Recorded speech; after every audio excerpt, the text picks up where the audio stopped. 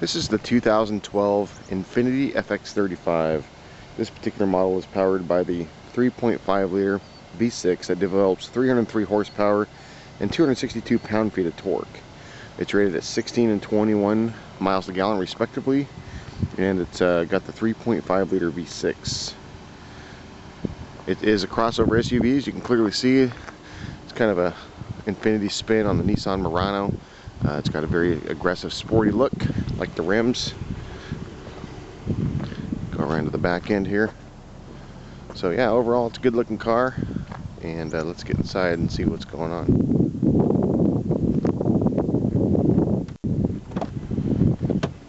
So first thing you can't tell on the camera is the profound smell of leather that comes out of this car, which is always a good sign. As you can see down below, it does have the metal pedals, the aluminum pedals with the rubber lining. So it looks kind of sporty that way. Nice little Infiniti logo there on the door jamb coming into the car. And go inside. So if you've been looking at the reviews I've been doing here for a little while on the cars, you can know that this is definitely a very Nissan-esque kind of dash layout, which is not a bad thing. I kind of like them. It's got the nice white numbers with the blue circles and the kind of the blue inlay there on the gauges. It looks really nice, especially at night. And we'll pan back here to the steering wheel, and you can see here that it does have the typical Nissan controls for volume and audio and Bluetooth over here on the left, and the cruise control over here on the right. There is a couple things that are over here hidden. You got the rear hatch control, electronic hatch on that. You can lock the power doors if you want. You know, turn it on or off if you want for the rear. And of course it's got power mirrors, and there's traction control disable as well. So kind of nifty. It also does have a couple different seat memory positions for the driver's seat as well.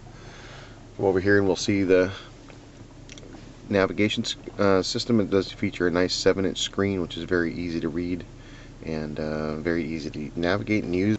This GPS is powered by hard drive, but it also gives you handy information that you might want to use during your daily driving. Of course, you got the regular fuel economy mode, tire pressure, maintenance, where am I, which is always handy, and you got traffic and weather info, which comes right off the satellite feed, so that's kind of neat.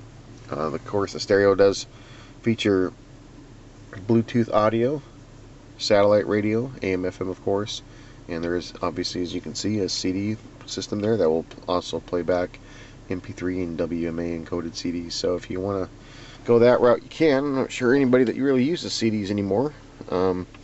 It also features nice dual heated leather seats. As you can see, I got mine on this cold morning here, and there also is a snow mode for the all-wheel drive system. Infiniti has a really cool all-wheel drive system. They call it intelligent all-wheel drive, and what it'll do is it'll always, assuming there's traction, it'll always put all the power to the rear wheels. As soon as the car senses any kind of slip, it will divert power up to the front wheels up to 50%. So outside of that, it is always a rear wheel bias, which is great. I know people that like to drive prefer rear wheel drive, and I think Infiniti did a great job of answering that call of giving us the rear wheel drive performance that we love, with the added stability and traction of all-wheel drive should the car ever sense that it needs it. And you know, frankly, from the driver's perspective, it's completely transparent in terms of what it does and how quickly it goes into the all-wheel drive mode. So kudos to Infiniti for that nicely developed all-wheel drive system. Pan around here to the rest of the interior. I do really like the stitched leather that Infiniti's put in the FX35 here. It gives it a very classy look, but it's also kind of sporty, kind of fits the motif of the vehicle itself, which I really like. And of course, it's got the nice little embroidered Infiniti logo there as well. This particular model also features a sunroof, as you can see, and I'll pan around here to the back. And as you can see, there's this rather comfortable room for two.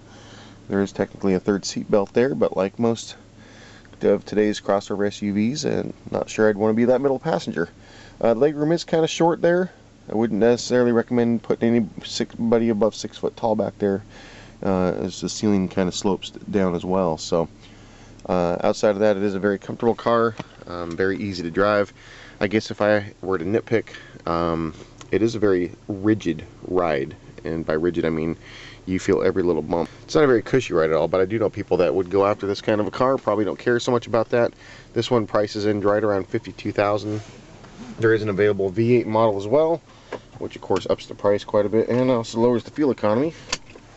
And you might want to check into that, I guess, if you needed a larger towing capacity of 3,500 pounds is what the V8 will tow. So go ahead and take this one out, and I really want you to tune into the engine here, because Infiniti did a stellar job, in my opinion, of absolutely nailing the exhaust note in this car. And once I get out here on the open road, I think you'll see what I'm talking about here.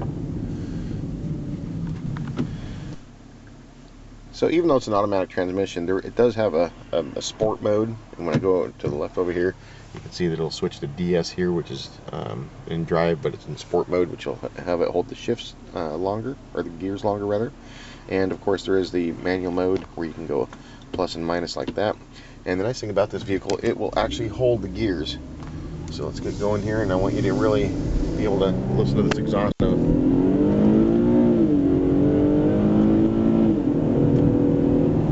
So with the 303 horsepower, this car really has no problems passing.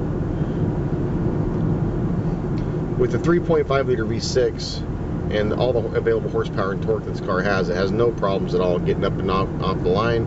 It's also great for passing slow semi-trucks going over the mountain pass, and I think Infiniti did a really nice job of getting the power ratio going on this vehicle, especially for a rather heavy vehicle. And I think once you drive this car, assuming you don't mind the stiff ride, I think it's very competitive in its price point, and I would definitely encourage you to give it a whirl. So thanks for tuning in, guys, and we'll see you down the road.